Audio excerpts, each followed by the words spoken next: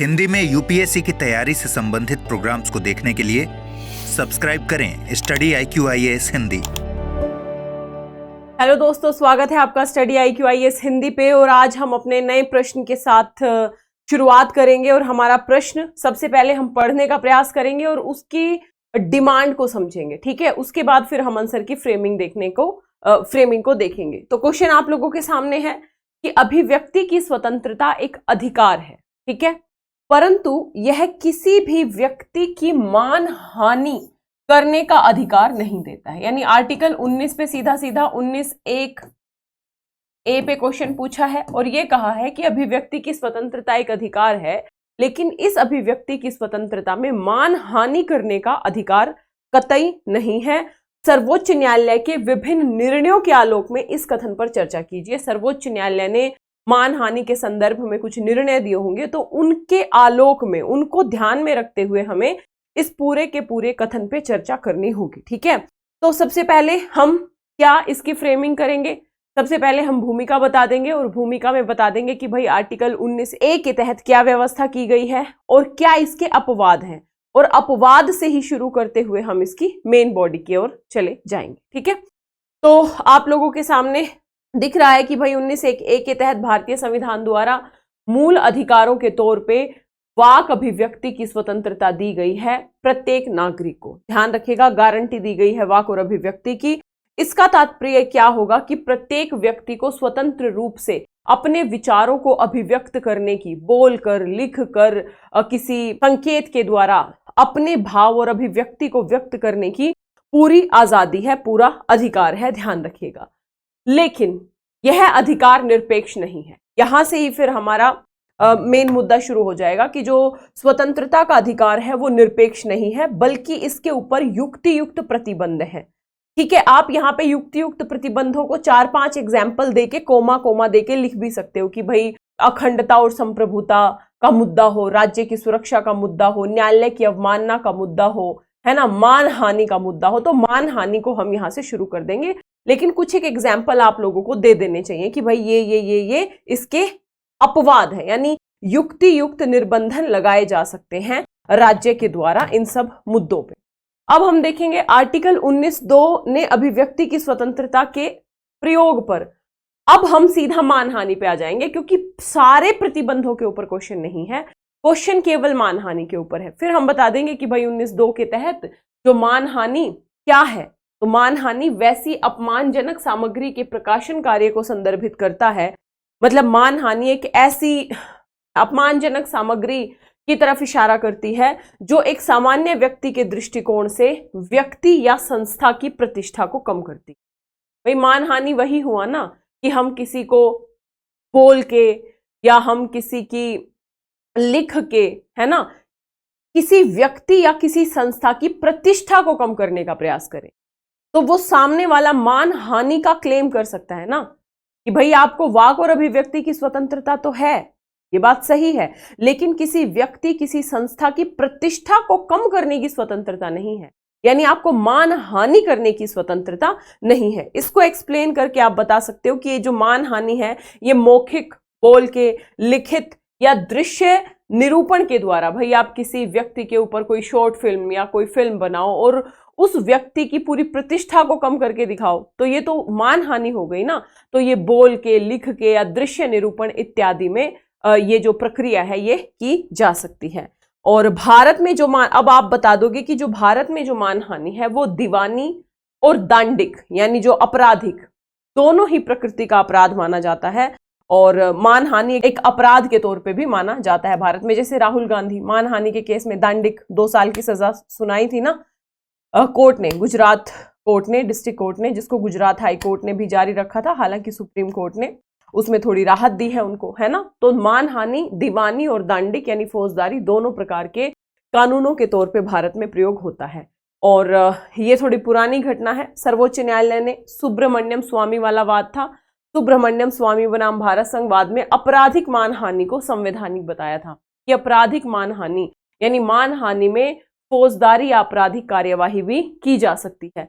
सर्वोच्च न्यायालय ने कहा था कि स्वतंत्र वाक और अभिव्यक्ति के अधिकार का तात्पर्य ये नहीं है कि एक नागरिक दूसरे नागरिक की मानहानि कर सकता है। ठीक है, तो बोलने की आजादी के ऊपर युक्ति युक्त प्रतिबंध लगाए जाते हैं और लगाए जाने भी चाहिए। जैसे आपने आजकल एक बड़ा वायरल वीडियो सुना होगा, है ना, जो सीमा हैदर और उनके जो भी तथाकथित हस्बैंड है सचिन, उनके खिलाफ उनकी किसी पड़ोसन ने नेगेटिव शब्दों का प्रयोग किया, जो कि काफी वायरल हो गया, है ना।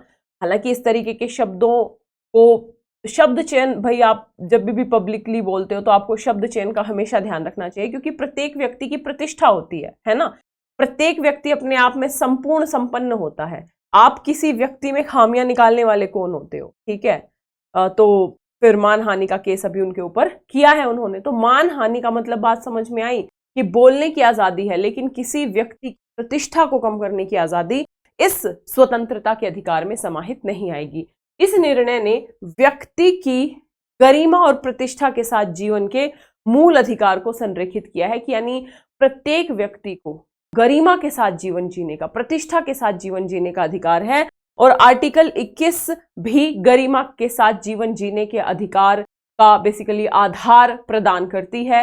यानी आप किसी व्यक्ति की गरिमा को कम करने का काम नहीं कर सकते, इसे हम स्वतंत्रता की आजादी नहीं मानेंगे। सिंपल सी बात है।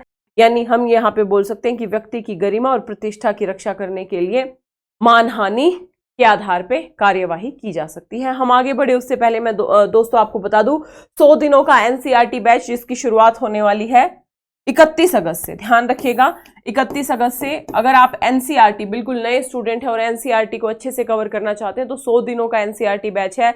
अगर एडमिशन लेना है तो स्टडी IQ की ऐप या वेबसाइट पे जाना है, या इस वीडियो के डिस्क्रिप्शन बॉक्स में लिंक दिया होगा, वहां पे जाके एडमिशन ले लेना है।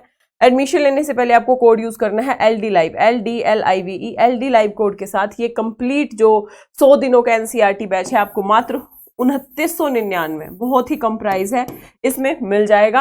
अभी रक्षाबंधन सेल भी चल रही है और ये सेल आज और कल तक ही आप लोगों के लिए अवेलेबल रहेगी, तो आप 31 से पहले एडमिशन ले लें। इसके साथ ही यदि आप पूरे सिलेबस को बहुत ही अच्छे से 13 से 14 महीने में कंप्लीट करना चाहते हैं, daily answer writing, weekly test series, तो निश्चित तौर पे आप हमारे P2I बैच से जरूर जुड़ें।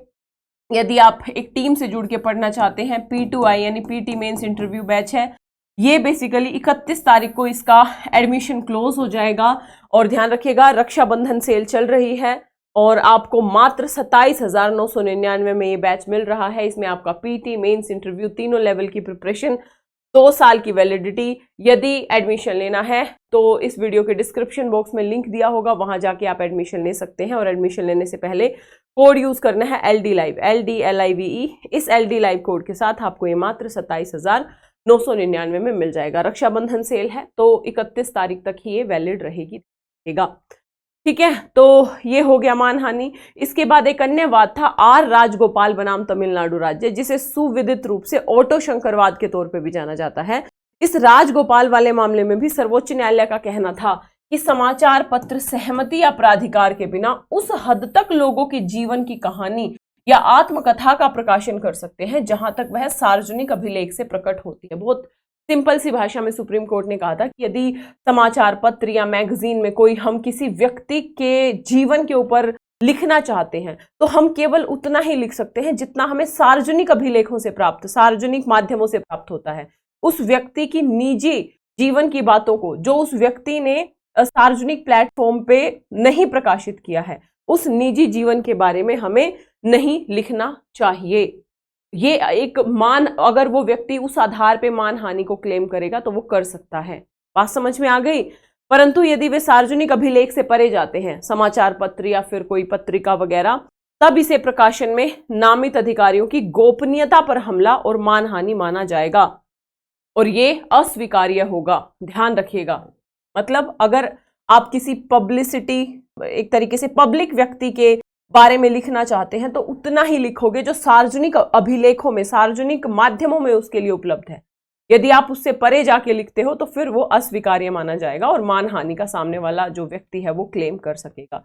तो इस प्रकार से ये एक 2-3 वाद हमने बता दिए और फिर कंक्लूजन आपको लिखना पड़ेगा। निष्कर्ष में आप लिखोगे कि ये बात बिल्कुल सही है कि वाक और अभिव्यक्ति की स्वतंत्रता व्यक्ति के जीवन को बेहतर बनाने के आधार होने के साथ साथ लोकतंत्र को भी मजबूत बनाने का काम करता है, लेकिन इस वाक अभिव्यक्ति की स्वतंत्रता के ऊपर युक्ति युक्त प्रतिबंध लगाए गए हैं और लगने भी चाहिए, ठीक है। और मानहानि एक बेसिकली महत्वपूर्ण प्रतिबंध के तौर पे वाक और अभिव्यक्ति की स्वतंत्रता के ऊपर युक्ति युक्त प्रतिबंध के तौर पे बेसिकली काम करता है, ठीक है। यानी आप अब लिख दोगे, ध्यान रखिएगा। सिंपल सा क्वेश्चन था, अभिव्यक्ति की स्वतंत्रता एक अधिकार है परंतु किसी की मानहानि का अधिकार नहीं देता। सर्वोच्च न्यायालय के विभिन्न निर्णयों के आलोक में, तो इसमें सुब्रमण्यम वाद है, इसमें राजगोपालन वाद है, तो ये 2-3 वादों के आधार पे आप मानहानि को डील भी कर सकते हो। और क्या क्या टिप्पणियां की है सर्वोच्च न्यायालय ने, यानी सिंपल सा इसकी भूमिका क्या होगी ये हमने लिख दिया। उसके बाद भूमिका के बाद जो है मानहानि से रिलेटेड क्या क्या कोर्ट के निर्णय आए हैं, कुछ 1-2 वादों का जिक्र कर दोगे और क्या स्थिति है, और फाइनली आप एक निष्कर्ष बता दोगे, तो आंसर हमारा। होप आपको क्वेश्चन समझ में आया होगा, अच्छा लगा होगा, तो वीडियो को लाइक करें, शेयर करें। यदि चैनल पे नए हैं तो सब्सक्राइब जरूर करें, कमेंट जरूर करें और इस सीरीज से जुड़े रहें, डेली प्रश्न अभ्यास करते रहें। मिलेंगे कल की क्लास में, तब तक जय हिंद, जय Bharat, all the best. Hindi में यूपीएससी की तैयारी से संबंधित प्रोग्राम्स को देखने के लिए सब्सक्राइब करें स्टडी IQ IAS हिंदी।